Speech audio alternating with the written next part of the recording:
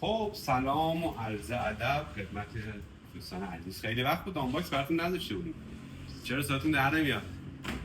ولی به جاش یه کار خفن و حرفه‌ای براتون آوردیم که ازش تو ایران فعلا در حال حاضر وجود داره داخل کشورمون. کلاه آلپینستار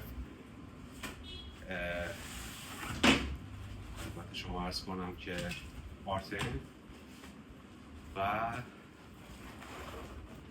کلاهی که جزء معدود کلاهی هستش که استاندارد FIM داره.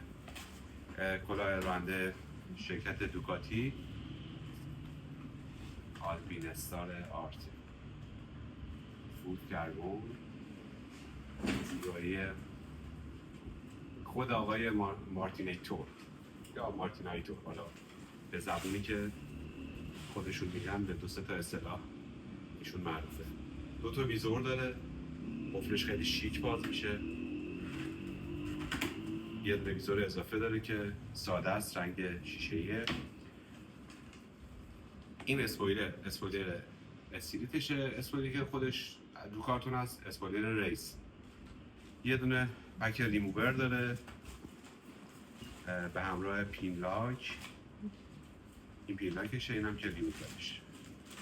وزن کلاه بدون اکسسوری‌های اضافه 1520 گرمه و 3 تا استاندارد برای مسابقات داره: موتو جی پی، سوپر بایک و موتو 2. این مسابقات استانداردی که توی دنیا برگزار میشه. فکر میکنم از لحاظ قشنگی و زیبایی جزء کلاهایی که خودم خیلی پسندم. خیلی خوش دسته، خوش سره، رایدش خیلی خوبه با موتور سنگین و موتور سبک. حالا هر کسی نسبت به موتوری که داره. استانداردم که گفتم خدمتتون استانداردهای کامل رو داره. داخلش جیره. یه جنس خیلی خفنی اینجا داره که من تا حالا ندیدم روی هیچ کلاهی. خیلی کلاه زیبایی. یک هم میارم جلو باز از نزدیک ببینید این کلاه رو. زاویه هم خوبه. خفنی این کلاه تو استایل به نظرم عالیه.